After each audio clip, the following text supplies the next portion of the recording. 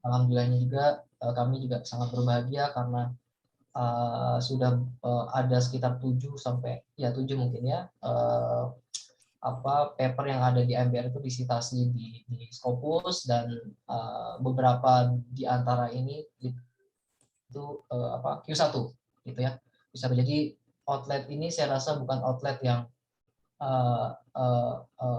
insya Allah bisa memberikan gitu ya pilihan alternatif buat Bapak Ibu, dan tentu kita kalau nulis itu kan juga ingin reputasi kita naik. Nah, dengan tadi kita bisa lihat ada beberapa yang disitasi oleh jurnal yang sangat bereputasi, PLOS ONE dan macam-macam, RIS di MDPI itu kalau tidak salah Q2, itu artinya sudah dilirik gitu ya. Dan saya sangat senang sekali banyak penulis yang menulis sangat baik sehingga itu menjadi rujukan. Nah, harapannya ini menjadi outlet rumah kita bersama, Bapak Ibu yang ingin publish, tentu tidak hanya untuk kepentingan gitu ya, tapi benar-benar kita juga ingin mempromosi lah contextual research di kita sehingga kita bisa lebih mewarnai knowledge, tidak hanya menjadi consumer of knowledge dari teori-teori dari luar, tapi kita bisa produce knowledge gitu ya di negara kita. Dan salah satu outletnya itu di Kamboja. Nah, di sini juga udah tampil ada Bu Elis ya. Bu Elis nanti akan memaparkan gimana sih crafting discussions. Bu Elis ini juga sahabat saya, partner saya. Saya juga belajar. Bu Elis baru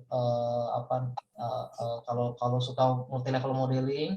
Nah, Bu Elis ini salah satu yang expert di multi level modeling. Bahkan Bu Elis juga udah bisa ngebangun bottom up modeling. Saya rasa itu masih sangat jarang di Indonesia untuk melakukan multi level modeling, apalagi yang ke bottom up gitu ya. Nah, apa itu bottom up dan macam-macam nanti kita diskusikan. Bu Elis juga nanti akan ngebahas di bagian akhir dari bootcamp kita. Harapannya sih setelah ini Bapak Ibu bisa memulai gitu, mulai satu-satu dari riset yang sudah baik. Nah, nanti kita kalau udah baik bisa submit. Nah, siapa tahu ini bisa jadi pilihan Bapak Ibu lah. Gitu. Nah, mungkin itu Mas Fadil daripada panjang lebar pasti udah nggak sabar nih dengar Pak Abror gitu ya. Nah, jadi screen-nya saya serahkan ke Mas Fadil dan Pak Abror. Nah, saya mohon izin nanti mungkin masuk dan keluar kali ini. Saya sebenarnya ada kelas nih Pak Abror di MM. Jadi nanti untuk bisa masuk dan keluar. Oke, selamat pagi, enjoy Bapak Ibu semuanya. Terima kasih atas engagement. Ini kemarin ada sekitar 90-an, ini ada 86, mungkin nanti akan menyusul lagi. Berarti komitmen Bapak Ibu juga luar biasa dan happy untuk diskusi. Mungkin itu Mas Fadil, saya kembalikan ke Mas Fadil. Terima kasih. Baik Pak Sunu, terima kasih banyak atas sambutannya. Baik Pak Abror, mari saja kita langsung mulai Pak. Berhubung saat ini sudah 86, agak sedikit berkurang sih Pak, sebelum kemarin itu 130-an, sekarang mungkin di bawah 100, maklum Pak, seleksi alam. Atau yang belum bisa, banyak sih yang langsung ke saya minta video dan sebagainya. Baik, langsung saja Pak Abror, waktu dan tempat saya persilakan untuk memberikan materi writing and literature. Monggo Pak Abror, silakan. Terima kasih Pak Fadel, Pak Sunu. Saya izin share screen. Silakan Pak.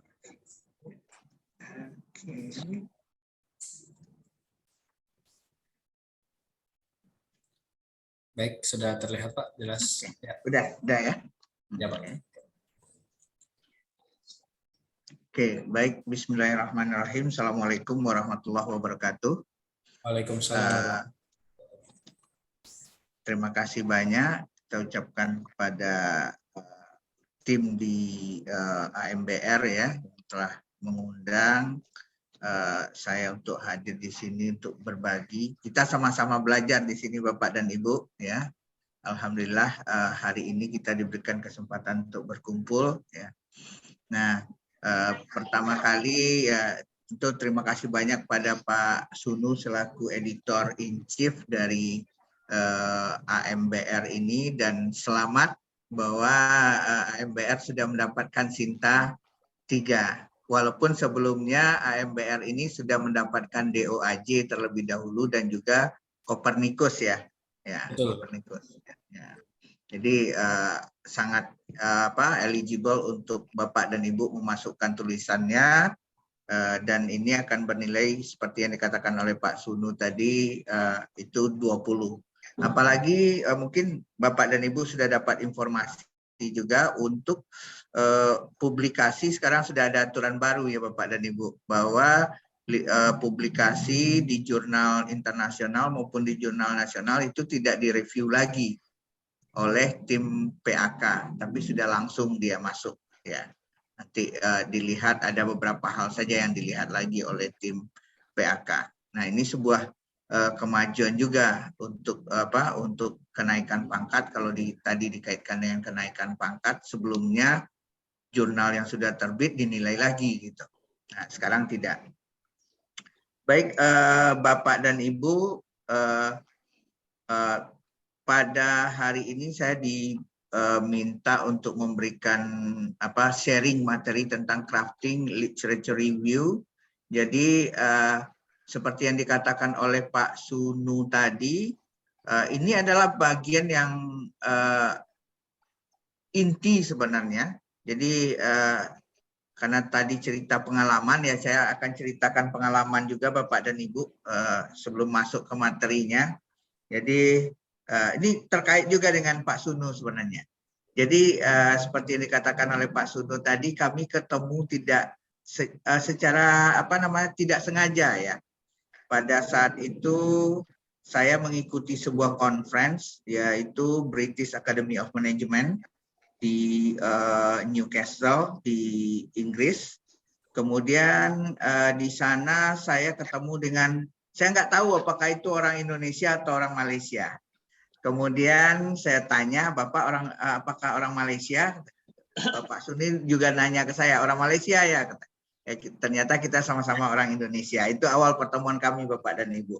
Tapi yang ingin saya ceritakan, saya masuk ke British Academy of Management Conference itu tidak bisa satu kali Bapak Ibu. Saya mencoba berkali-kali baru bisa tembus ke sana. Padahal kalau dari segi data, dari segi hasil olahan data itu semuanya sudah oke. Tapi ternyata saya ditolak Bapak dan Ibu. Kenapa? Katanya di situ tidak terlihat novelty-nya awalnya. Ternyata bukan tidak terlihat, karena saya tidak bisa menyajikannya di dalam literatur review dengan bagus. Sehingga si reviewer yang menilai itu menilai ini tidak terlihat apa yang menjadi kebaruannya. Tapi setelah diperbaiki berdasarkan pengalaman dari 2 tahun, tahun pertama saya ditolak, kemudian tahun kedua saya coba perbaiki berdasarkan masukan dari reviewer, itu alhamdulillah akhirnya saya bisa masuk ke British Academy of Management Conference tersebut. Dan kalau di bidang kita, di bidang manajemen, ini adalah salah satu conference yang yang bonafit untuk kita selain dari AOM ya, Academy of Management Conference ya. Kalau Pak Sunu dia sudah tembus di Academy of Management Conference beberapa kali, ini luar biasa. Jadi Bapak dan Ibu, kalau kita bicara tentang literatur review, jadi di situ ya kalau kita lihat secara konsep, ini kan secara konsep ini, bahwa literatur itu survei scholarly sources, ya kita mencari dari apa-apa yang sudah dilakukan oleh orang lain, kemudian kita search atau kita mencari teori-teori yang ada yang terkait dengan topik yang akan kita teliti, yang akan kita tulis, ya. Kemudian dia akan menciptakan provides a description, jadi memberikan deskripsi, summary, dan critical evaluation of each word. Dan ini Bapak dan Ibu, mungkin cerita sedikit di sini tentang provide a description, summary, and critical evaluation of each word. Yang terjadi dengan saya ketika saya pertama kali mau masuk ke British Academy of Management ini, Bapak dan Ibu, saya membuat tidak critical evaluation di situ. Saya hanya memunculkan deskripsi saja baru. Menurut si ini begini, menurut si Anu begini, kan gitu. Itu saja yang baru saya tampilkan. Kemudian pertanyaannya dari reviewer saya itu yang cukup menohok buat saya itu, dia jawab dengan satu kata saja di situ, so what? Itu kata-kata yang muncul di dalam hasil review saya, Bapak dan Ibu. So what? Jadi, lalu apa ini? Saya gambarkan si Anu meneliti ini, si Anu meneliti ini. Jadi tidak terlihat di situ apa yang menjadi critical evaluation dari kita. Jadi yang diharapkan di sana ternyata setelah itu saya belajar, oh ternyata yang diinginkan oleh si reviewer itu nantinya adalah kita mengkritisi, kita memunculkan ada sebuah sesuatu yang baru yang bisa kita gali di sana. Si A sudah meneliti ini ke sini, kemudian si B meneliti ini ke sini.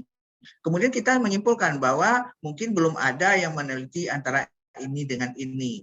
Atau apa yang menjadi kelemahan dari penelitian yang dilakukan oleh orang-orang terdahulu tersebut. Nah, ini yang di critical evaluation. Nah, ini Bapak dan Ibu, saya menemukan ini juga tidak mudah ketika itu. Karena budaya menulis, ya terus terang buat saya ketika sebelum sekolah, itu budaya menulis itu kan kita cukup, apalagi dulu untuk ke jurnal ini tidak terlalu penting ya Bapak dan Ibu, cukup di jurnal di kampus saja sudah. Tapi ternyata ketika kita ingin menembus ke jurnal yang bagus ataupun ke konferensi yang bagus, itu mereka sangat kritis dengan hal ini. Apa sih yang kita gali di sana? Kalau si A sudah menemukan begini, si B sudah menemukan begini, kemudian apa? Apa yang kita tawarkan di sana? Ini yang diminta Bapak dan Ibu. Dan ketika kita membuat literatur review, inilah yang akan kita gali. Misalnya apa? Mungkin, nah ini pengalaman berikutnya Bapak dan Ibu, ini yang saya jadikan sebagai dasar pengalaman ketika setelah saya selesai kuliah, kemudian mencoba untuk melakukan riset di sini, saya berfokus meneliti tentang halal tourism Bapak dan Ibu. Jadi pemasaran wisata halal. Jadi pertama kali itu alhamdulillah kita tembus di ini Asia Pacific Journal of Tourism Research. Itu Q1. Nah, saya juga dulu tidak tahu bahwa itu adalah Q1 ya, karena kita melihatnya pada saat itu hanya jurnalnya relevan dengan topik yang kita teliti, kemudian kita lihat oh ini rasanya bagus, dia berada di Taylor and Francis ketika itu. Saya belum berpikir pada saat itu ini adalah Q1 atau berapa, belum dilihat ke sana. Nah, ketika masuk di sana ini menjadi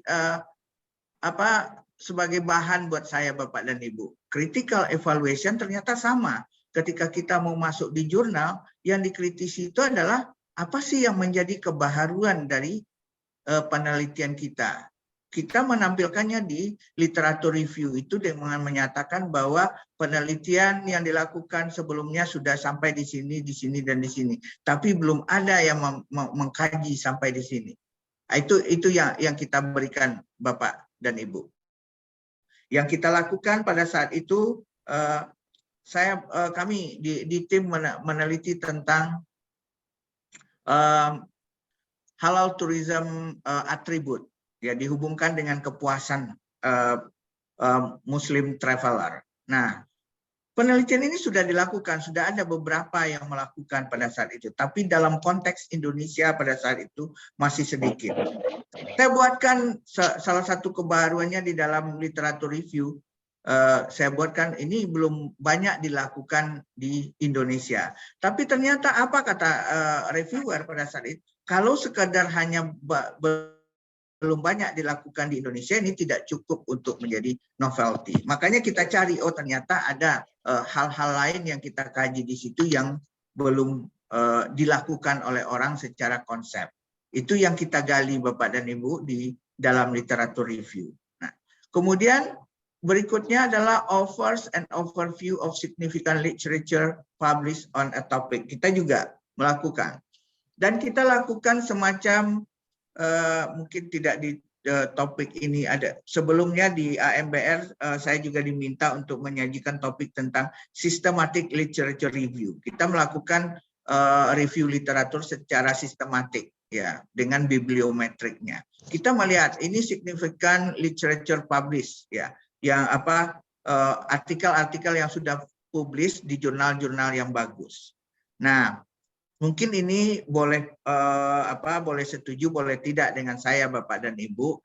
Kalau saya berprinsip ketika untuk menggunakan artikel di dalam literatur review, saya hanya menggunakan Q1, Q2 saja kalau di Scopus Bapak dan Ibu.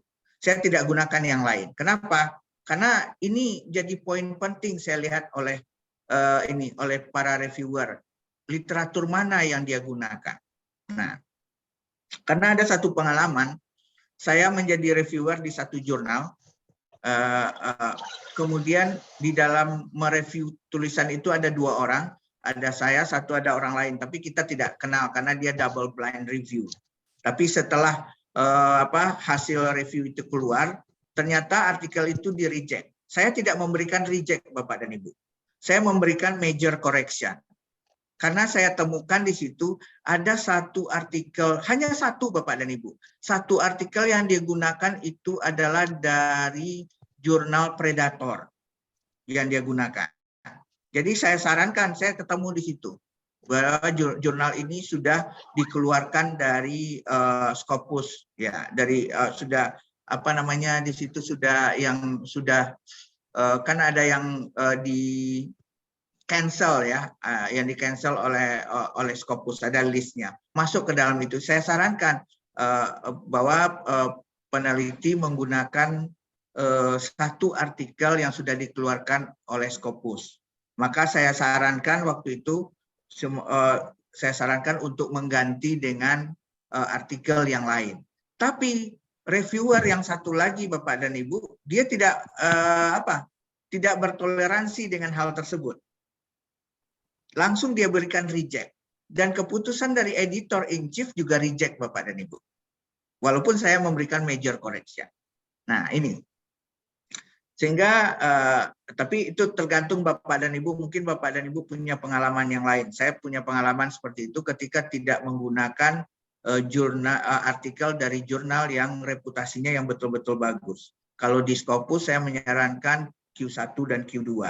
Kalau sebelumnya saya tidak menggunakan Scopus, tapi kita menggunakan, kalau kita di Business School kan yang kita gunakan adalah ABS ranking. Nah, di ABS ranking kalau di untuk Eropa mereka gunakan ABS ranking. Eropa, Amerika juga sama rasanya, mereka gunakan ABS ranking untuk di bidang kita, di bidang bisnis dan manajemen ini, School of Business. Kemudian kalau di Australia ada namanya ABDC ya, ABDC. Ya, itu juga yang peringkat A dan B-nya saja yang kita gunakan. Nah, kalau di ABS ranking saya hanya gunakan grade 4 star, grade 4 dan grade 3. Hanya 3 itu. Paling tinggi tingkatannya adalah 4 bintang. Di bawah itu ada grade 4. Di bawah itu ada grade 3. Itu yang kita gunakan Bapak dan Ibu. Dan Bapak dan Ibu boleh punya pendapat yang lain atau mencoba dengan yang lain, itu terserah. Tapi ini saran yang diberikan. Kemudian yang lain, overview of significant literature itu yang paling penting satu lagi Bapak dan Ibu, kalau menurut saya, Bapak Ibu harus punya satu artikel pattern, ya, jadi patron bagi Bapak dan Ibu untuk menulis. Maksudnya begini, kalau saya ketika saya menulis pertama kali itu kebetulan pembimbing saya itu terbitnya di jurnal Tourism Research, di jurnal Tourism Management, itu grade 4 star, ya. Itu yang saya lihat, atau siapapun yang tampil di jurnal yang paling bagus itu, saya lihat bagaimana dia mengungkapkan apa kata kerja yang dia gunakan. Itu yang kita, bagaimana dia membangun critical evaluation atau critical review-nya itu terhadap artikel tersebut. Itu yang saya tiru Bapak dan Ibu. Kemudian bagaimana transition word yang dia gunakan juga saya tiru dari situ Bapak dan Ibu. Jadi kita melakukan ATM nggak apa-apa di situ. Yang penting jangan disalin punya orang. Misalnya apa? Seperti penggunaan however, menggunakan even though, kita menggunakan misalnya furthermore, kita menggunakan apa untuk mengkontraskan misalnya dengan apa in contrast. Itu bisa kita tiru Bapak dan Ibu. Jadi saya sarankan silakan diambil satu jurnal artikel dari jurnal terbaik di bidang Bapak dan Ibu yang relevan dengan Bapak dan Ibu, kemudian jadikan itu sebagai patternnya, jadi patronnya Bapak dan Ibu dalam membuat artikel, bagaimana mengungkapkannya. Nah, kita akan lihat kalau pola satu orang itu akan terlihat bahwa polanya akan relatif sama dia Bapak dan Ibu. Kalau satu orang kita lihat dia biasa terbit di jurnal yang bagus, kemudian bagaimana dia terbit di jurnal yang lain polanya sama. Mungkin yang akan berbeda nantinya adalah subheading-nya. Itu kan disesuaikan dengan peraturan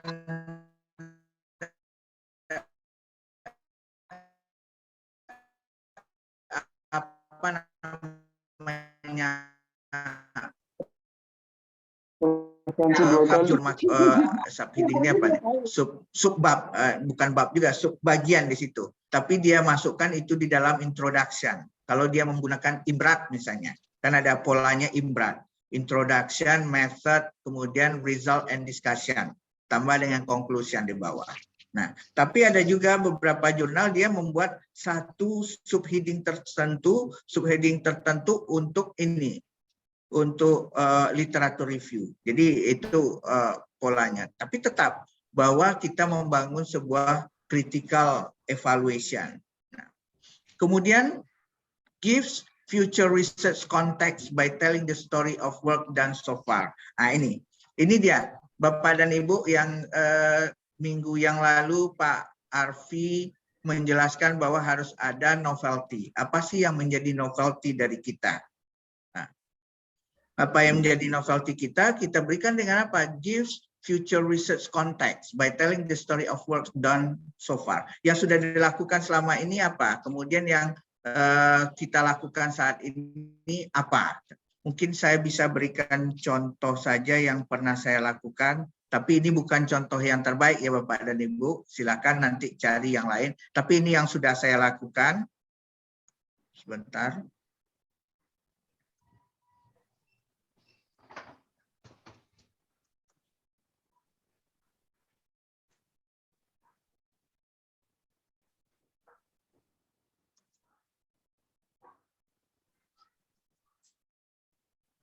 Bentar, nggak kelihatan ya.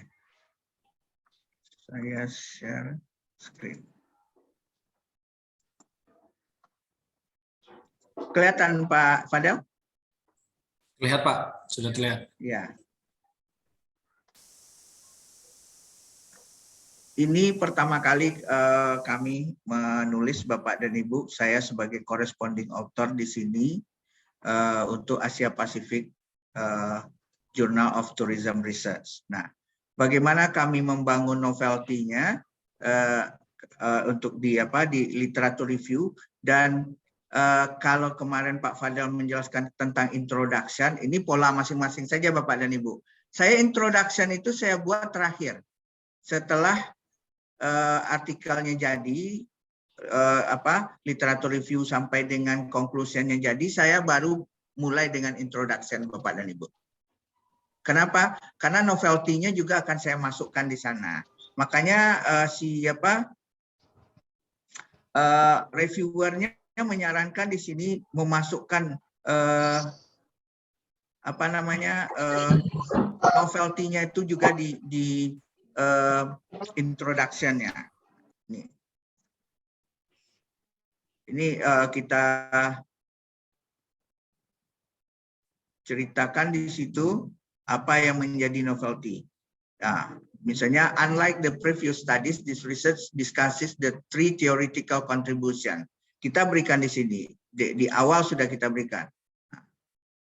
First, there is a link between halal tourism to their satisfaction. Second, ini yang kita berikan. Dan ini juga yang kita bangun di dalam literatur review.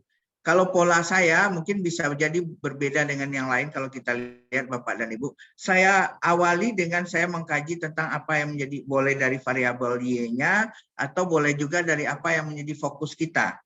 Kebetulan di sini fokus kita halal tourism, saya halal tourism, maka kita mulai membahasnya dari halal tourism Bapak dan Ibu. Kemudian baru ke variabel lain, baru yang hubungan antar variabel Bapak dan Ibu. Ini hubungan antar variabel, misalnya halal tourism and customer satisfaction. Ini kita cerita, ini kan masih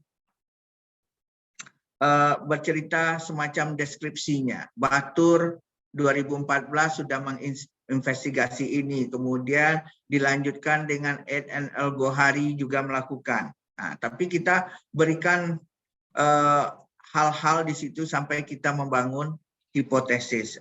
Di sini Bapak dan Ibu.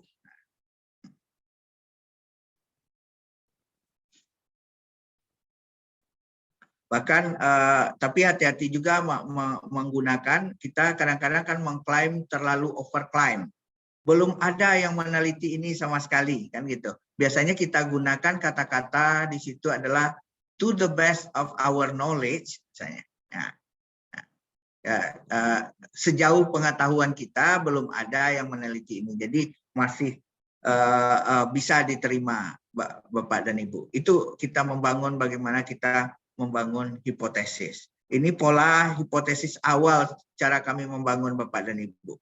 Kita membangun pada saat itu hipotesisnya muncul 3 langsung gitu. Ini diterima. Tapi di artikel-artikel berikutnya ada masukan dari reviewer. Ternyata reviewer banyak yang lebih suka tidak begini Bapak dan Ibu. Mereka lebih suka kita bahas satu dulu, kemudian muncul hipotesis, satu muncul hipotesis. Itu yang dilakukan di literatur review.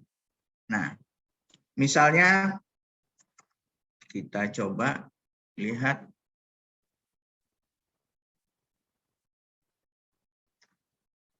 Bentar.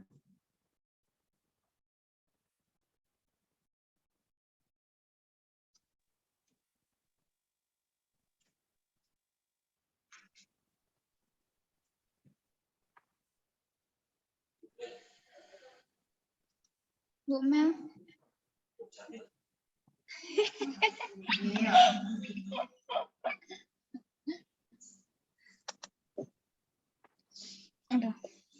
Ini Bapak dan Ibu, ini baru di akhir 2021. Tunggu. Oh, belum ya? Sudah? Belum, Pak. Belum terlihat, Pak. Belum ya? Oke. Belum. Kita coba buka ininya, diginikan saja lah. Kalau ini nampak, Pak? Terlihat, Pak. Terlihat, Pak. Oke. Nah, ini penelitian kami berikutnya yang diterbitkan di 2021. Ini di jurnal, nama jurnalnya Asia Pacific Journal of Marketing and Logistics. Sebelumnya dia Q2. Tapi ternyata pada saat kami masuk ini masih Q2, Pak.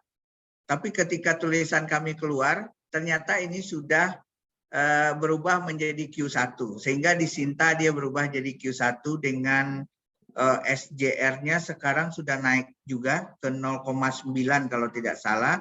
Kemudian impact faktornya 3,97 saat ini. Nah, ini di sini kami membangun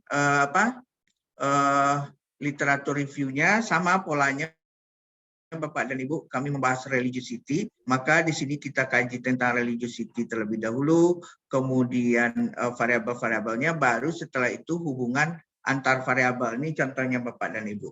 Religiosity and perceived value. Nah, kita katakan di sini ini kritikal yang kita bangun, bahwa previous study sudah mengkaji tentang menyatakan bahwa religiosity berhubungan dengan perceived value, tapi penelitiannya masih terbatas. Makanya kita katakan, even though only limited studies investigated this relationship, religiosity might influence how a customer perceives the benefit of a product or service. Therefore, we argue that religiosity is an antecedent of perceived value. Ini yang kita coba membangun. Jadi tidak hanya kita menyampaikan si A menemukan ini, si B menemukan ini. Kemudian apa kaitannya dengan riset kita? Kritikalnya yang kita bangun seperti itu Bapak dan Ibu. Dan ini memang tidak instan. Saya melakukan ini kan setelah sekian kali mencoba. Ini juga artikel ini, kebetulan artikel ini juga saya perbaiki, sudah diterima awalnya, belum diterima sih, dapat major revision dari satu jurnal. Tapi pada saat itu saya tidak cukup waktu untuk memperbaikinya, sehingga terlewatkan waktu untuk memperbaiki. Saya tulis email bahwa karena masalah pribadi saya tidak bisa menyelesaikannya. Kemudian ini diperbaiki kembali. Pada saat itu kita masuk ke Q2, tapi ternyata dia turun ke Q3. Syukur juga, karena saya tidak bisa menyelesaikan. Setelah itu ternyata saya masuk di Q2 juga, ini jadinya ke Q1 dia Bapak dan Ibu. Jadi ini, kita bangun di situ, bagaimana membangun hubungan antar variabel di literatur review sehingga lahir hipotesis. Di sini kita menggunakan, however, studies that had investigated the direct impact between religiosity and customer satisfaction were still limited. Kita ambil dari siapa? Misalnya nih Suhartanto et al. 2019. Nah ini Bapak dan Ibu. Nah, tapi boleh nanti kita diskusi Bapak dan Ibu. Mungkin Bapak dan Ibu punya pengalaman yang berbeda, kemudian ada tambahan, dan saya juga belajar di sini Bapak dan Ibu. Walaupun diminta memberikan materi di sini, ini sebenarnya sharing untuk saya belajar juga. Saya akan banyak belajar dari Bapak dan Ibu di sini. Kita lanjutkan.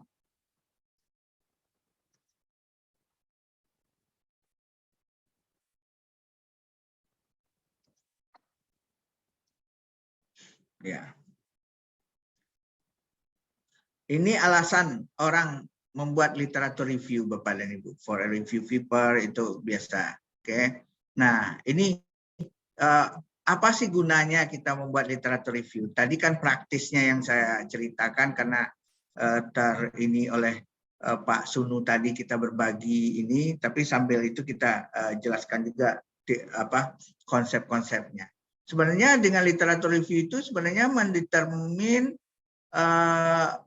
bahwa riset ini memang dibutuhkan. Ya, saya meneliti waktu kemarin itu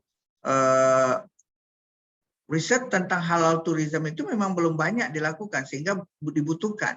Kenapa? Karena perkembangannya, dan kita kaitkan juga dengan data. Ternyata diperkirakan oleh Bank Dunia dan juga oleh ada satu lembaga pemeringkatnya di situ, diperkirakan di 2026 itu total expenditure dari wisatawan muslim itu sampai 236 billion US dollar. Jadi ini sesuatu yang besar, sehingga ini menjadi menarik. Sementara Indonesia ini adalah negara muslim dengan kekayaan alam yang bagus, sinarinya bagus untuk wisata. Nah, ini merupakan sebuah peluang sehingga riset ini dibutuhkan untuk diteliti. Ada alasannya. Jadi alasannya bisa dua Bapak dan Ibu. Alasan secara teori, ada variabel yang belum diteliti. Kemudian juga alasan secara praktis, bahwa ini bermanfaat untuk pengambilan keputusan. Misalnya bisa juga ini, even if similar research published, researchers might suggest a need for similar studies or replication. Nah, ini yang tadi. Studi yang sama sudah dilakukan, tapi negara konteksnya berbeda misalnya. Misalnya negaranya satu di negara berkembang, satu yang sudah biasa di negara maju, tapi bagaimana prakteknya di negara berkembang mungkin belum. Nah, ini bisa jadi sebuah kebaharuan yang kita tawarkan Bapak dan Ibu. Atau lagi sekarang yang banyak juga Bapak dan Ibu, kalau di riset-riset di bidang saya di marketing halal tourism itu, kalau risetnya hanya di negara Muslim mungkin sudah banyak, gitu. Ya, tapi risetnya di negara non-Muslim ini belum banyak, karena sekarang banyak negara non-Muslim yang menyediakan, walaupun tidak istilah mereka adalah halal tourism, tapi mereka istilahkan dengan Muslim friendly tourism. Misalnya di mana? Jepang, Korea, Inggris sendiri, kemudian beberapa negara yang lain itu menawarkan paket-paket perjalanan yang Muslim friendly. Ya. Nah, ini jadi menarik, dan ada penelitian terbaru, mereka meneliti di Korea dan juga selain Korea, Jepang. Ya, saya baru beberapa hari yang lalu saya mereview satu tulisan di Tourism Review itu mereka meneliti di Jepang. Nah, ini. Kemudian berikutnya adalah narrow down a problem. Jadi kita memperkecil memfokuskan permasalahan ini Bapak dan Ibu untuk melahirkan generate hypothesis or question for further studies. Ini dia. Ini gunanya literatur review kita Bapak dan Ibu. Dan berikut mungkin bagaimana cara kita melakukan literatur review. Mungkin kita lihat topiknya, keywordnya. Dan ini juga bisa kita lakukan dengan sistematik literatur review Bapak dan Ibu. Mungkin pada kesempatan yang lain kita bisa fokus di sistematik juga. Tapi sekitar beberapa tahun yang lalu ya Pak Fadel, kita juga melakukan hal yang sama. Betul, Pak. Saya fokus di sistematik literatur review menggunakan software FOSViewer. Nah, ini bisa kita lakukan. Saya pernah menggunakan secara manual, dan sekarang ada software seperti FOSViewer, Atlas, dan banyak lagi software yang lain. Bahkan itu softwarenya gratis Bapak dan Ibu. Harzing misalnya, itu bisa Bapak Ibu dapatkan. Oh, mempelajarinya gimana? Tinggal search di YouTube saja sudah ada dia. Keyword search, kemudian review result dan evaluasi. Ini Bapak dan Ibu. Nah, ini satu lagi. Mungkin saya pikir Bapak Ibu sudah terbiasa ya, bahwa kalau saya semua bahan-bahan tersebut saya masukkan dia ke dalam EndNote atau ke dalam Mendeley Bapak dan Ibu. Ini seperti yang saya lihatkan tadi kan di EndNote itu. Jadi ketika saya mau inikan, misalnya coba saya share.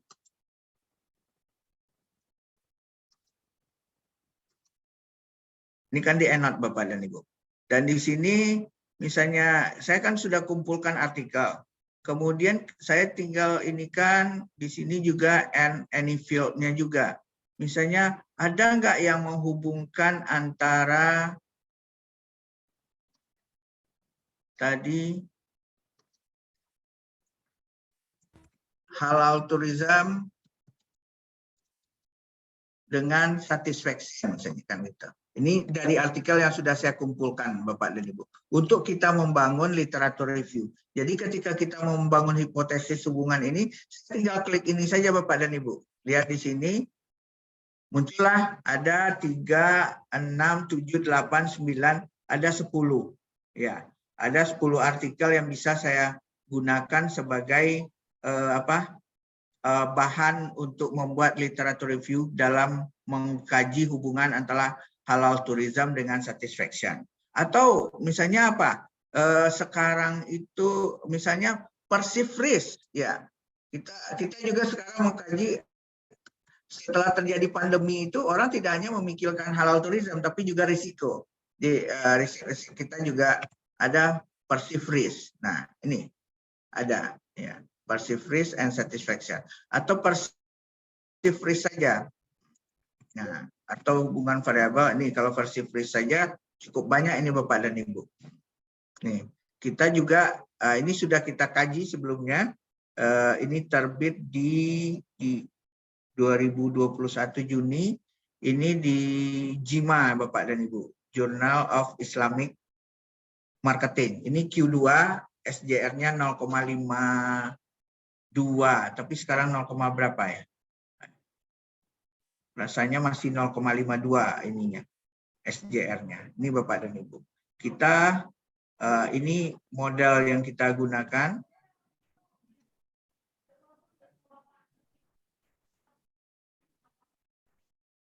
Ini Bapak dan Ibu.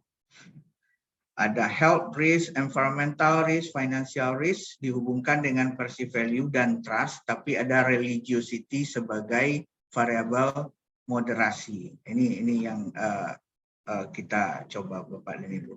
Dan ini ketika kita membangun literatur review-nya, perceived risk and perceived value.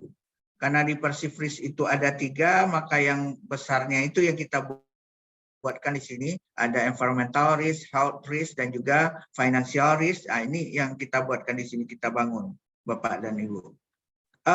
Kadang-kala kita juga mengkontraskan Bapak dan Ibu. Jadi di literatur review itu juga bagus dikontraskan. Si A menyatakan bahwa A berhubungan dengan mempengaruhi B, sementara si B yang lain menyatakan bahwa B yang mempengaruhi A. Nah, ini kan bagus Bapak dan Ibu, ada debat di situ, kita membangun debat di situ. Nah. Sehingga dengan debat itu kita menentukan posisi kita. Menurut kita mana yang misalnya tadi X dengan Z lah, X mempengaruhi Z atau Z mempengaruhi X. Kita berposisinya di mana? Ini yang kita uji. Ketika masih ada debat kan masih ada ruang untuk diteliti sebenarnya di situ. Nah, itu ketika kita membangun hipotesis Bapak dan Ibu untuk di literatur review. Nih. Di sini ini dikatakan based on this debate, this study suspects that perceived risk will have a significant effect on perceived value. When the customer have perceived the product risk such as health risk, it will affect their perceived value of the product. Accordingly, we propose the following 3 hypotheses, including ini. Jadi itu Bapak dan Ibu untuk membangun. Nah, ini kira-kira tambahan juga bagaimana kita mengkontraskan di dalam literatur review. Kemudian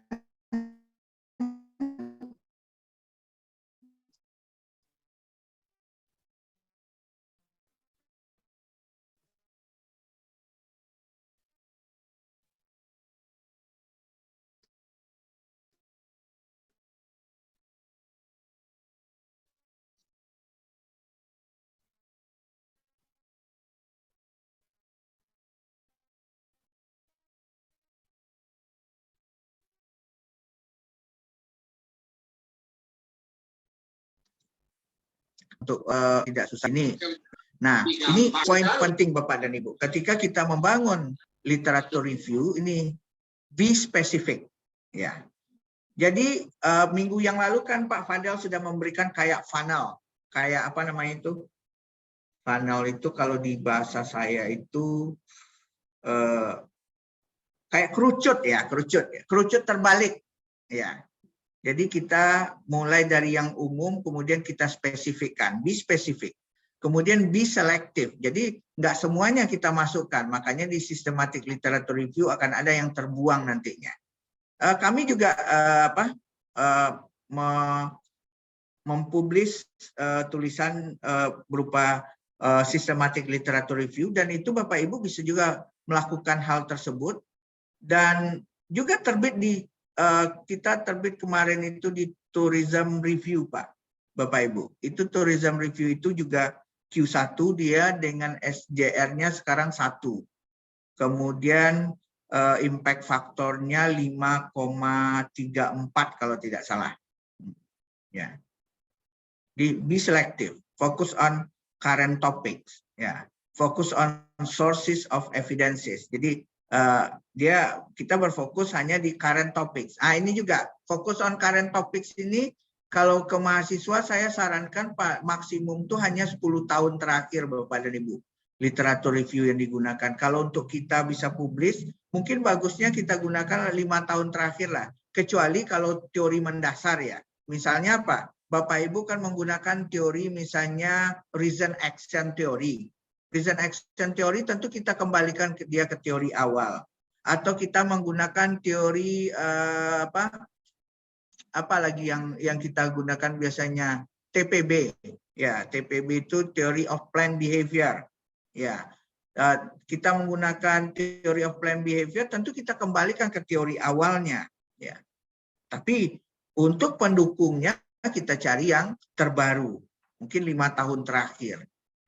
Nah, ini akan jadi poin penting ketika kita buat literatur review dan dinilai oleh reviewer nantinya.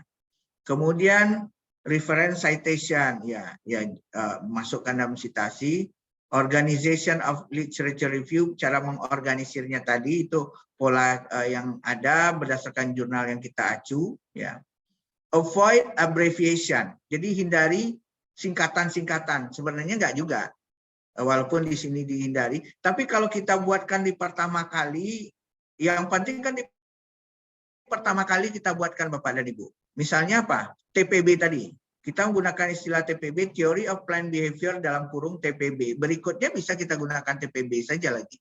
Kan tidak harus kita buatkan Theory of Planned Behavior. Terlalu banyak huruf yang kita gunakan. Karena ada juga keterbatasan nantinya ketika kita masuk ke jurnal, dia membatasi misalnya kalau tourism review itu maksimum dia hanya 5.000 kata. Tapi kalau di jurnal karena dia review, kalau jurnal yang lain, misalnya Asia Pacific Journal of Tourism Research itu 9.000. Tapi ada juga yang sampai 12.000, tergantung. Kalau Journal of Islamic Marketing itu dia 8.000 kalau tidak salah. 8 atau 9. Ya, sekitar itu. Jadi ada batasan bawahnya juga. Batasan bawah 3.000 atau berapa minimal. Jadi itu perlu juga kita perhatikan Bapak dan Ibu. Kemudian simple and accurate sentence structure. Nah, ini juga. Tapi ini ke tata tulis sebenarnya. Tapi nggak apa-apa juga. Pola orang Indonesia dengan pola orang berbahasa Inggris kan agak berbeda Bapak dan Ibu. Kalau kita kan suka menjelaskannya itu panjang lebar. Itu yang saya lakukan di awal Bapak Ibu. Kenapa saya ditolak oleh British Academy of Management Conference? Karena saya cerita rasanya semuanya penting. Saya ceritakanlah semuanya. Akhirnya dia panjang tapi nggak jelas ujungnya. Padahal kalau di dalam bahasa Inggris, ternyata setelah diberitahu, ternyata di bahasa Inggris itu nggak perlu juga panjang-panjang. Cukup dengan simpel-simpel saja. Mungkin sentences yang kita gunakan itu paling kita menggunakan present tense untuk teori, untuk yang lainnya, kemudian untuk metodologi temuan nantinya kita gunakan past tense. Nah itu, untuk membahas yang lainnya kita gunakan present. Jadi nggak sampai pula kita gunakan past perfect dan segala macam. Kemudian kita gunakan juga namanya complex sentence. Kan kita kan sering menggunakan pakai yang mana gitu kan di dalam bahasa Indonesia. Sehingga artikel kita itu jadi terlalu panjang jadinya, tapi nggak jelas intinya. Padahal di dalam bahasa Inggris mungkin dalam satu paragraf itu hanya ada satu main idea, kemudian dibantu atau dijelaskan oleh beberapa supporting ideas. Satu main idea itu minimal harus ada satu subjek dan ada satu verb. Kan kalau di subjek, predikat dan objek. Kalau di bahasa Inggris kan subjek dan verb-nya saja. Verb-nya bisa to be gitu. Nah, ini itu lebih ke teknis. Nah, ini kira-kira Bapak dan Ibu, kemudian kritiknya, relevan konsep, ini kritiknya, strength, weaknesses, limitation, ini yang kita ungkapkan Bapak dan Ibu. Jadi kita tidak hanya mendeskripsikan, tapi kita lihat, oh ini kelemahannya di sini, ini yang belum dia teliti, limitation-nya ini, kita menutupi limitation. Nah, kalau ada pertanyaan, sebenarnya agak di luar dari ini juga, Tapi masuk ke literatur review, Bapak dan Ibu. Pertanyaan yang umum itu adalah bagaimana cara kita menemukan novelty. Mungkin kalau ada Bapak Ibu yang bertanya, kalau pengalaman saya menemukan novelty itu ada beberapa cara, Bapak dan Ibu. Pertama itu saya baca dari artikel terbaru, ya. Kemudian saya lihat bagian belakang, Bapak dan Ibu. Ada di situ limitation and future research. Dia berikan di situ limitation and future research. Kalau kita lihat artikel pasti ada itu, Bapak dan Ibu. Nah, di limitation and future research itu kan berarti kan kelemahan dia. Future research yang dia tawarkan itu yang kita address. Itu yang jadi variabel kita, Bapak dan Ibu.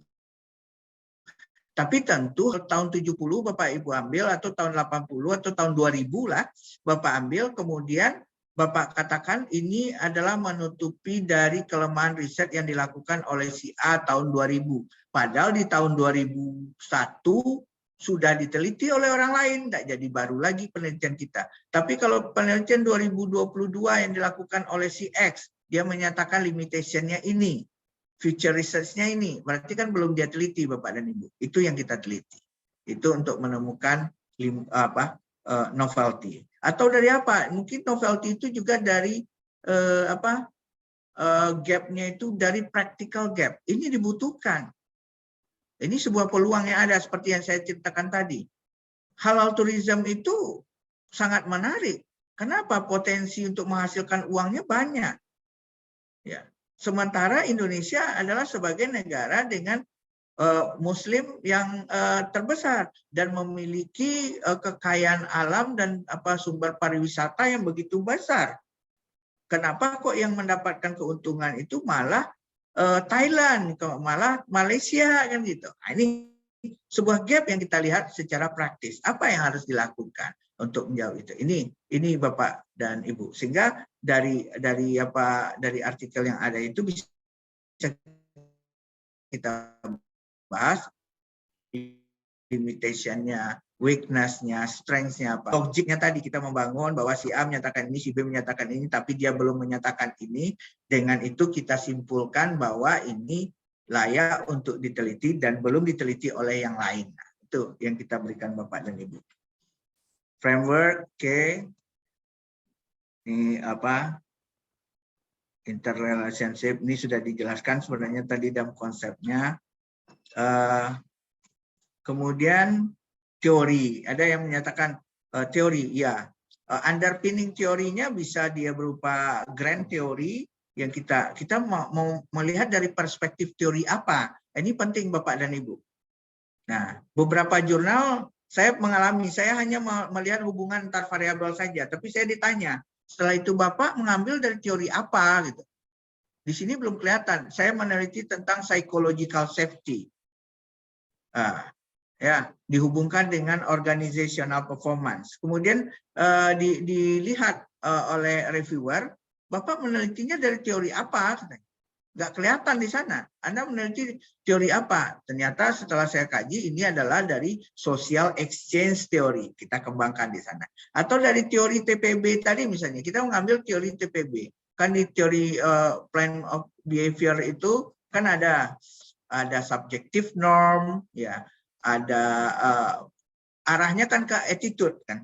Nah, di situ. Mungkin kita enggak ke attitude, mungkin ke repurchase intention-nya nanti bagian dari sana. Tapi kita kaitkan dengan yang lain. Oh, ternyata TPB baru sampai di sini, kita kaitkan dengan yang lain. Kalau saya mengkaitkan antara dua teori. Misalnya TPB dikaitkan dengan contextual religious theory. Jadi di situ ada religiosity juga. Nah, ini ya yang kita bahas. Ada juga di satu penelitian kami meneliti dari psychological capital theory. Nah, kita masukkan. Kalau Pak Sunu meneliti psychological capital itu dari sisinya ada sisi karyawan. Saya menilai saat ini fokus kepada customer-nya, kepada pelanggannya, kepada objeknya. Ada self-efficacy misalnya, kita menilai di situ. Tapi ada teori dasarnya yang kita gunakan.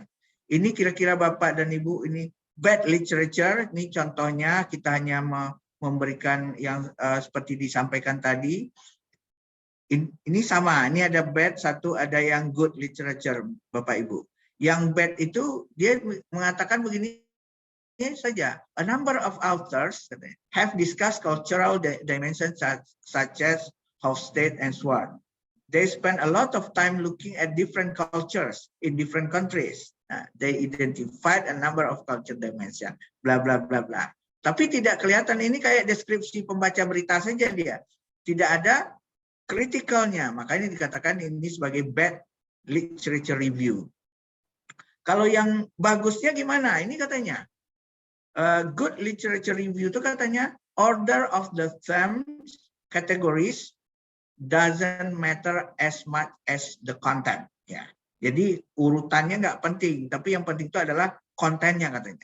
Dia gunakan misalnya begini, X katanya, for example, Hofstede identified cultural dimension wheels, sementara si Swart identified 7 extra cultural dimension. Berarti sudah ada 2 nih. Si Hofstede dengan si Swart ada perbedaan nih. Nah, your view kita berikan di sini. Apakah kita sepakat dengan yang 7 atau dengan si Hofstede atau ada pengembangan yang lain, ya kan? Kemudian kita kemukakan juga limitation with Hofstede's theory are that he grouped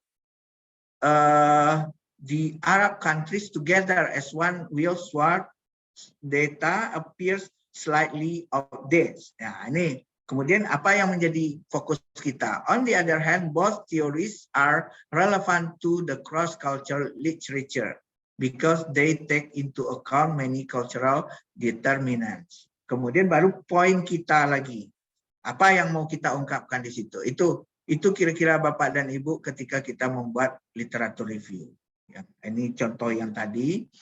Oke, saya pikir cukup untuk pemberian materi Bapak dan Ibu. Kalau berikutnya mungkin kita lanjutkan dengan diskusi. Dengan diskusi mungkin akan lebih lebih bagus dia dan bisa berbagi pengalaman dengan Bapak dan Ibu. Mungkin Bapak dan Ibu punya pengalaman yang berbeda yang bisa di-sharing. Sama-sama belajar kita di sini Bapak dan Ibu. Saya di sini juga bukan orang yang pintar, bukan yang pandai, cuma karena dikasih kesempatan sama Pak Sunu aja untuk ngasih materi di sini Bapak dan Ibu. Oke, saya pikir itu Pak Fadel. Terima kasih banyak. Saya kembalikan dulu kepada Pak Fadel. Ya. Baik, terima kasih banyak Pak Abrol atas presentasinya yang luar biasa. Jadi kita paham Pak Bu, literatur review yang baik seperti apa, nggak cuman ngerangkum tok ya Pak. Kalau di sini bahasanya biasanya kita ketemu kalau artikel yang literatur review biasanya hanya merangkum saja gitu dari penelitian saya. Ini silakan Bapak Ibu yang ingin ditanyakan bisa langsung raise hand dulu atau langsung open mic, bisa juga melalui chat. Ini ada Bu Rike ya, Bu Rike Retnosari, open mic, mungkin ada yang ingin ditanyakan, Bu Rike? Ya, terima kasih Pak Ate. Assalamualaikum. Waalaikumsalam warahmatullahi wabarakatuh, Bu Rike. Pak Bro, mohon maaf post kamera ya, soalnya. Ya, nggak apa-apa Bu. Ya, mohon maaf. Dimulai dari nol Pak pertanyaan saya karena saya sangat masih belajar. Yang pertama mungkin tadi kan contohnya itu yang kuantitatif Pak. Nah, bagaimana model kualitatif yang kira-kira akan diterima gitu Pak untuk dipublish gitu. Kemudian biasanya reviewnya seperti apa? Apakah modelnya tetap sama? Karena kan kalau tadi saya jelas banget gitu ya, maksudnya yang tadi Bapak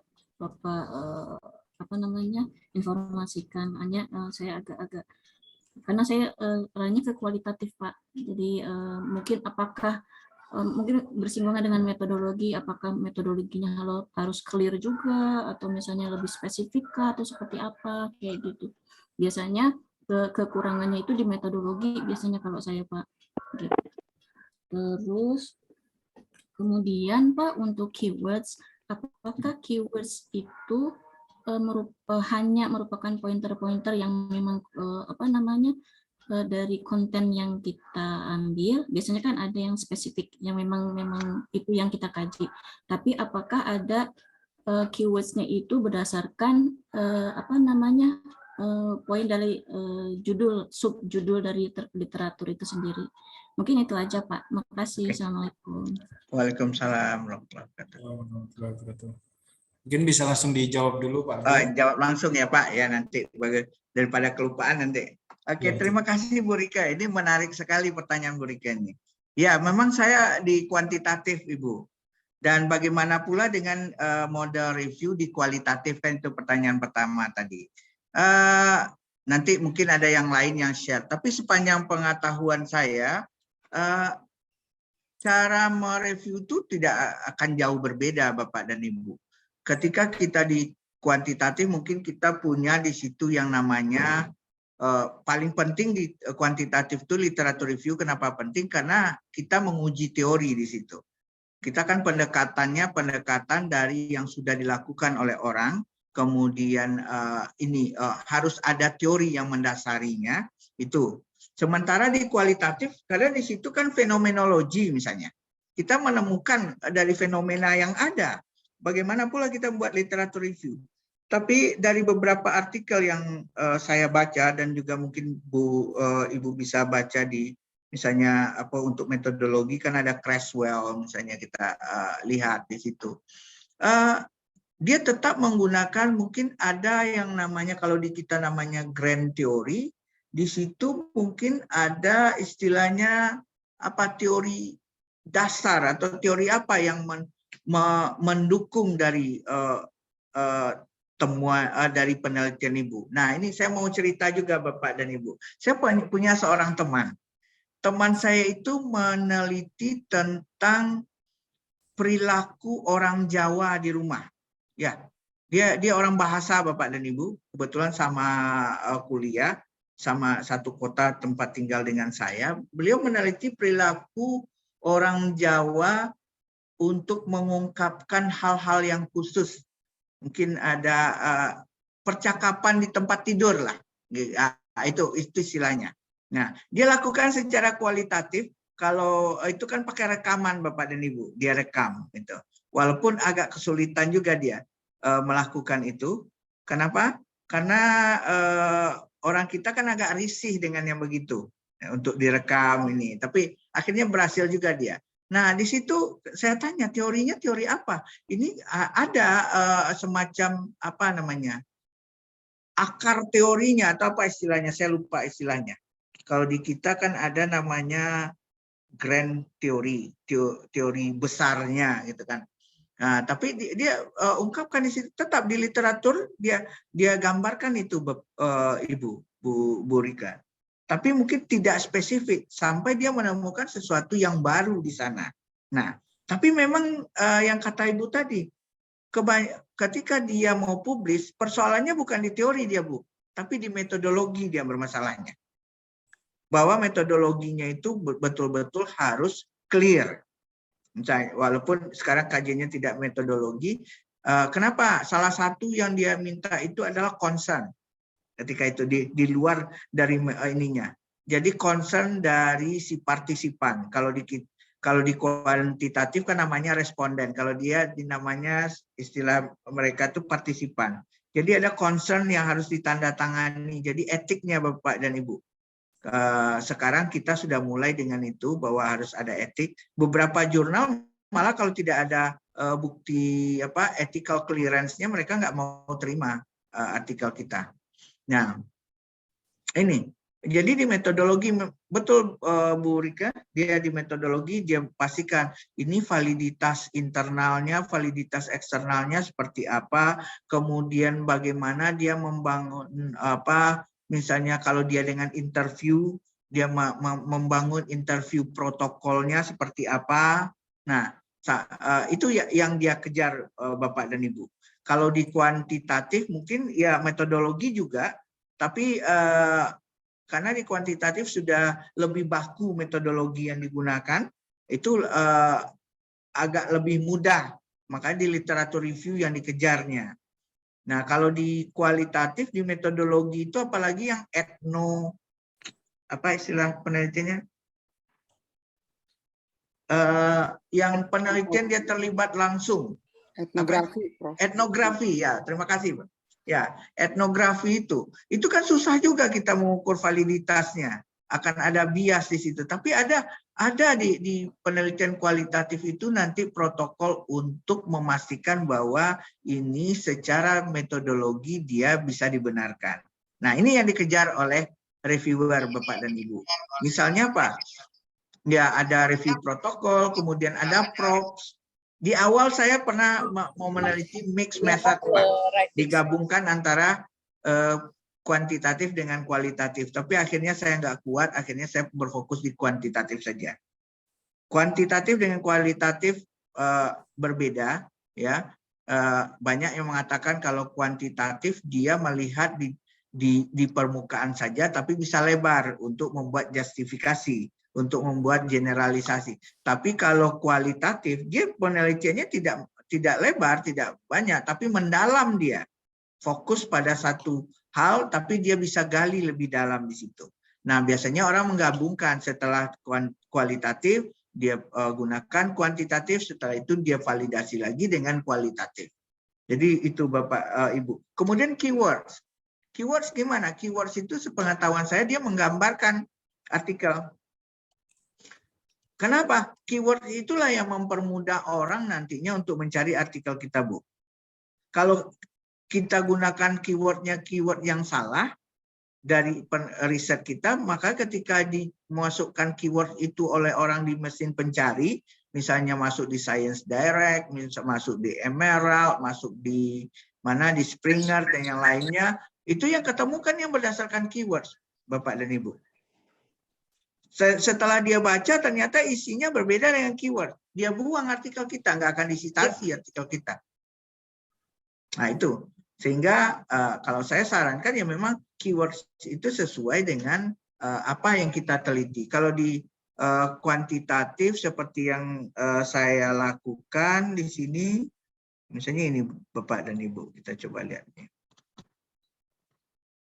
Sesuai dengan variabel. Misalnya perceived risk and tourism tourist trust, the role of perceived value and religiosity. Makanya kan satu jurnal itu misalnya dia menetapkan boleh 5 keywords misalnya gitu. Tidak boleh lebih dari 5 misalnya. Makanya saya masukkan di situ trust, perceived risk, religiosity, perceived value, Muslim friendly tourism. Ada ini. 1, 2, 3, 4, 5 ya. Kalau di sini di variabelnya itu hanya ada berapa ini? Ada 4 ya. 1, 2, 3, 4 ya. Nah, walaupun di dalam sebenarnya perceived risk itu kan bisa saya buatkan dia berdasarkan variabelnya Bapak dan Ibu. Ini kan variabelnya kan ada health risk, environmental risk dan financial risk. Kalau dibuat ini kan lebih banyak jadinya. Tapi nggak cukup karena ada ketentuan dari jurnal, misalnya jurnal A boleh 5 misalnya. Tapi itu tergantung aturan selingkung dari jurnalnya. Nah, itu kira-kira Bu Rike mudah-mudahan bisa menjawab pertanyaannya. Tapi ya untuk di kualitatif betul-betul di metodologi itu dipastikan. Ibu, karena mungkin kalau literatur reviewnya Ibu belum temukan itu atau itu sesuatu yang baru, bahkan Ibu menemukan teori kan di situ, menemukan sesuatu yang baru. Oke. Baik Pak, terima kasih. Ya. Oh satu lagi boleh Pak izin, mohon maaf. Ya silakan Bu. Kalau bicara tentang personal keywords itu apa ya Pak? Personal keywords, iya. Terus terang saya juga nggak tahu banyak dengan itu Bu. Tapi ketika kita mau submit kan pertama kali kan itu yang dia munculkan personal keywords-nya apa. Makanya saya masukkan itu sesuai dengan bidang ilmu yang saya teliti Bu. Makanya saya masukkan di situ marketing, internal marketing, halal tourism itu yang saya masukkan Bu. Sehingga ketika orang mencari expertnya di bidang itu untuk jadi reviewer dengan kata kunci itu ketemu nama kita nanti Bu. Oh gitu. Baik. Seperti hari ini saya terima dari dari Helion, kemudian dari International Journal of Tourism and Hospitality Management. Saya nggak pernah nulis di situ Bu, kalau Helion saya belum juga pernah menulis. Nah, tapi dia kirim ke saya untuk untuk meminta jadi reviewer. Mungkin dia mencarinya dari sana, dari personal keywords yang kita tampilkan. Kebetulan topiknya relevan dengan penelitian saya. Mungkin kalau ada Bapak Ibu yang lain yang lebih paham bisa menambahkan nanti. Baik, terima kasih banyak Pak Abrod. Sama-sama, Bu. Ini Silakan mungkin, Pak Fadel.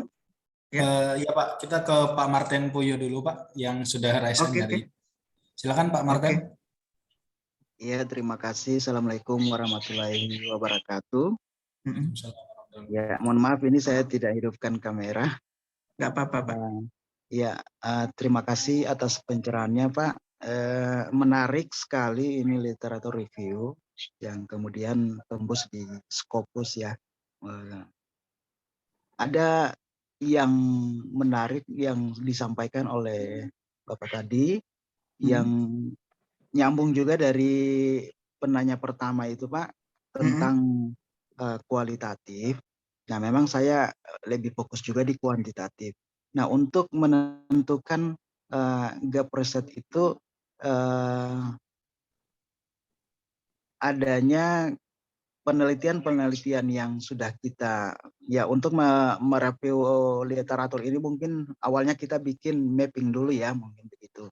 Betul. Nah kemudian untuk mendapatkan gap riset itu apakah tidak bisa mengambil juga ada penelitian dari kualitatif yang disandingkan dengan penelitian-penelitian kuantitatif untuk dijadikan sebagai gap di dalam literatur.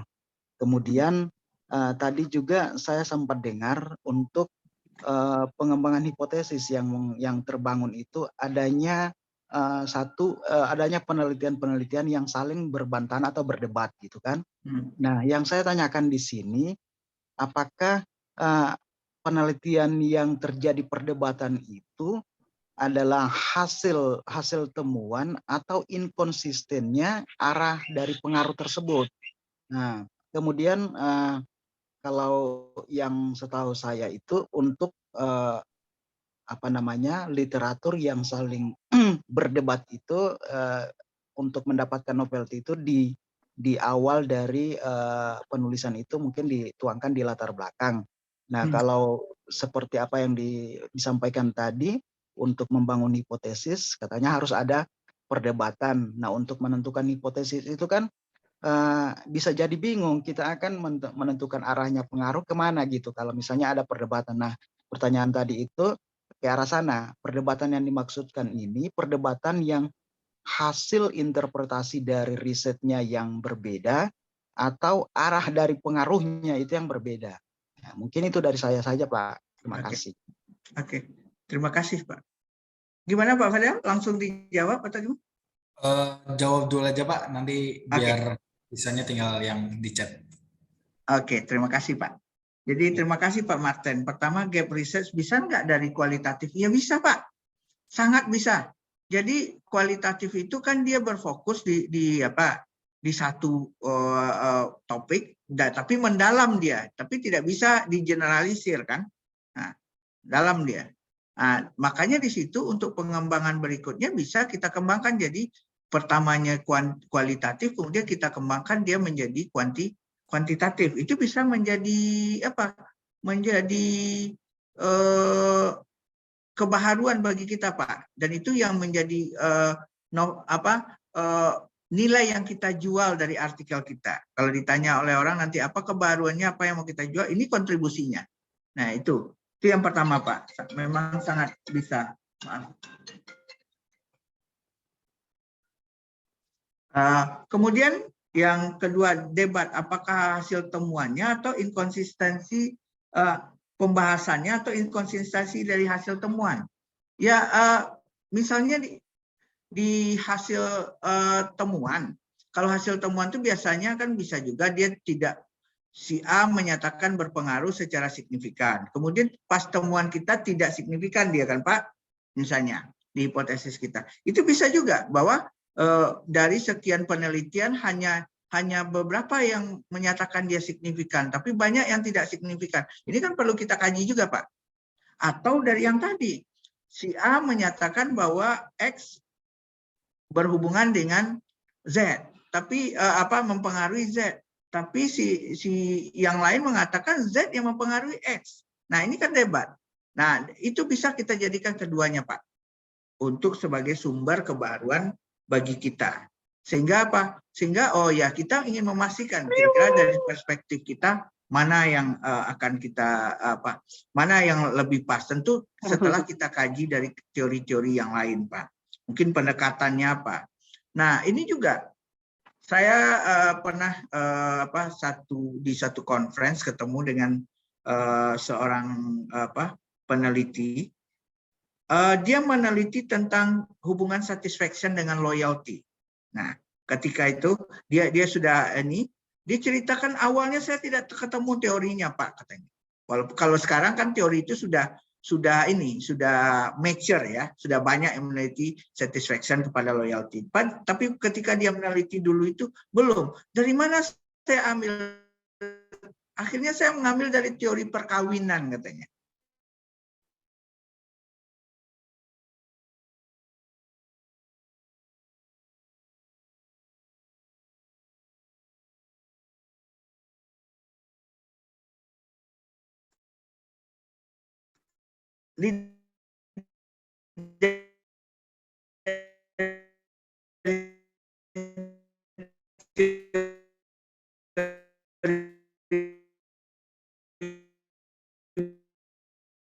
Perkawinan dia katakan ini layak diteliti, dia dikatakan oleh si reviewer, so what, katanya. Apa sih yang baru di sini? Nah, ketika kita tidak bisa menjelaskan itu, maka artikel kita akan di-rejectnya. Tapi ketika kita bisa memberikan itu, maka artikel kita akan diterima. Mungkin itu sedikit Pak Martin, mudah-mudahan bisa menjawab pertanyaannya. Ya, terima kasih Pak atas pencerahannya. Baik, terima kasih Pak Martin, terima kasih Pak Abror. Ini Pak, kita lanjut ke yang ada di chat ya Pak. Kalau yang di chat saya gabung aja nih Pak. Saya boleh. Jangan dulu. Ini ada dari Dim Unpad Pak Lutfi kayaknya. Agar lebih terstruktur dalam melakukan pendataan artikel yang akan direview, biasanya kita inputkan dalam tabel atau matriks. Apakah Bapak dapat share seperti apa template tabel yang Bapak gunakan? Ya. Ini kajiannya di Systematic Literature Review. Rasanya waktu dulu itu, tapi saya coba izin share juga Pak. Coba saya share yang sistematik. Ini dia. Sebentar. Ini mungkin sambil lanjut nih Pak, agak nyambung nih Pak. Pertanyaan dari Pak Reza Bintang.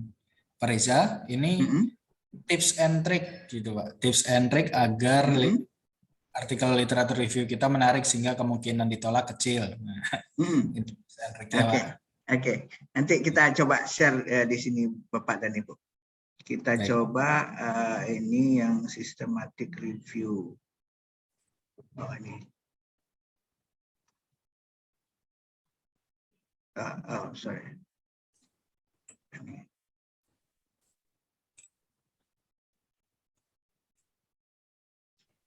Bagaimana menyajikan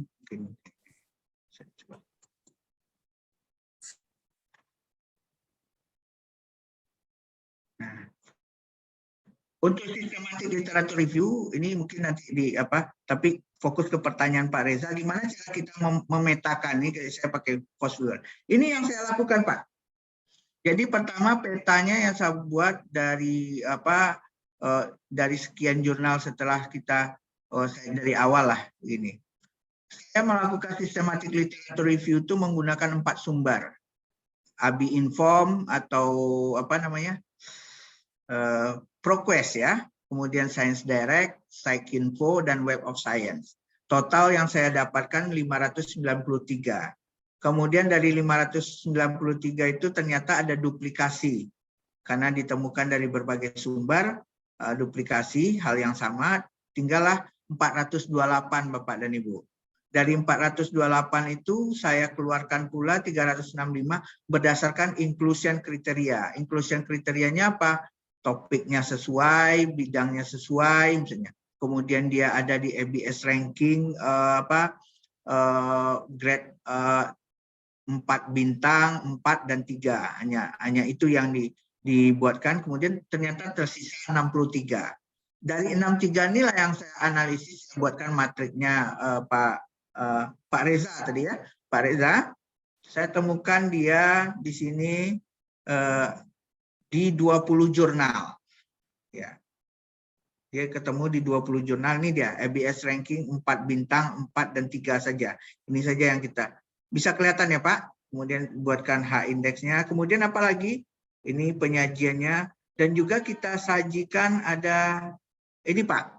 Ini yang lebih lanjut. Ini mencari ini dulu saya cukup lama ini Pak, baru menemukan cara begini. Tapi bagus untuk saya share, mungkin Bapak dan Ibu yang lain mau meneliti, bisa. Saya meneliti tentang psychological safety, self-efficacy, dan organizational performance, Pak. Makanya dari situ, untuk melihat gap-nya, apa yang saya lakukan di sini, Pak. Ini kan si Rick and Knight hanya meneliti di sini, tunggu. Psychological safety saya bagi menjadi 5 di sini, Pak. Ada namanya physical risk psychological safety, inner psychological safety, energy psychological safety, kemudian team psychological safety, dan di sini adalah employee equity psychological safety. Saya membagi menjadi 5. Nah, kemudian self efficacy saya bagi menjadi 3 di sini. Namanya adalah individual psychological safety, kemudian collective psychological safety, dan creative psychological safety. Individual self-efficacy, collective self-efficacy, dan creative self-efficacy. Kemudian organizational performance saya bagi menjadi 3, financial performance, kemudian sebenarnya bagi 2 ini, financial performance dan non-financial performance. Di non-financial performance saya bagi dia menjadi 2, ada namanya employee well-being dan ada company image. Ini yang menjadi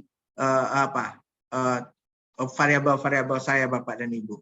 Kemudian di sini saya petakan dari 63 yang terakhir yang terakhir yang dianalisis itu. Misalnya Rick and Knight 1994. Saya mengambil dari 1970 sampai dengan 2017 ketika itu. Nih, Rick and Knight itu hanya meneliti individual dan kolektif self-efficacy ditambah dengan employee well-being. Di mana dia teliti di US. Berapa sampelnya? 480. Metode yang digunakannya E. E itu apa? Ini karena nggak muat di sana, makanya dibuatkan dengan kode Bapak dan Ibu. Di sini E itu adalah on-site and drop and collect survey. Jadi dia pakai survei di sini. Kemudian data analisisnya dengan apa? Dengan 11.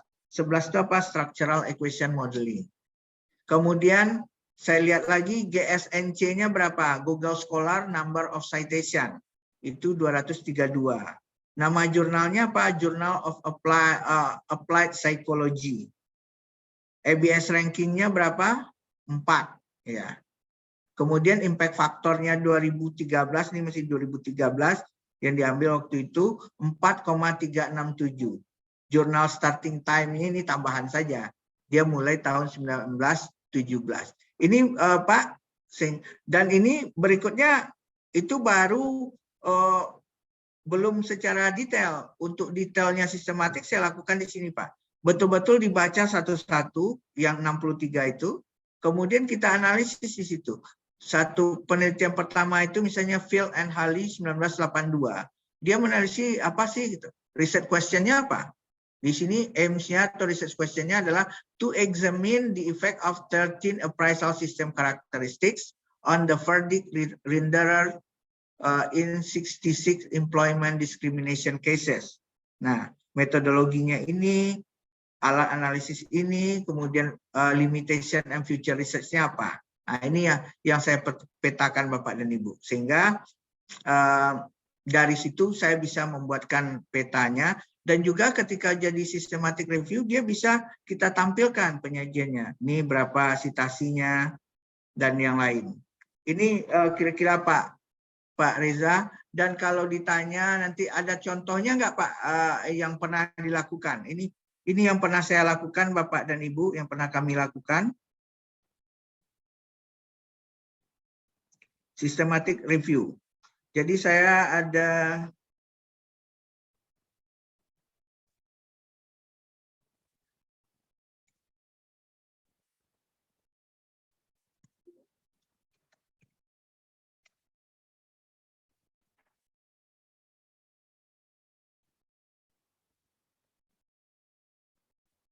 ini Pak. Kami dengan teman-teman menulis tentang Crisis and Disaster Management for Halal Tourism, a Systematic Review. Ini kita lakukan Pak, dan ini terbit di Journal of Tourism Review. Mana nama jurnal ini? Tourism Review Pak. 2020 baru terbit di 2021 Pak, tahun kemarin. Nah, ini yang kita lakukan. Ini kita gabung, ada force viewer-nya di dalam, kemudian juga kita lakukan secara manualnya. Trik bagaimana supaya tidak di-reject, makanya ada hal-hal baru yang kita tawarkan. Ini prismanya Pak, ini kan namanya prisma ya, yang kita lakukan. N-nya 371, pengulangan sampai dapat 57 artikel yang kita analisis. Nih, kemudian yang kita tawarkan, ini nanti yang kita tawarkan.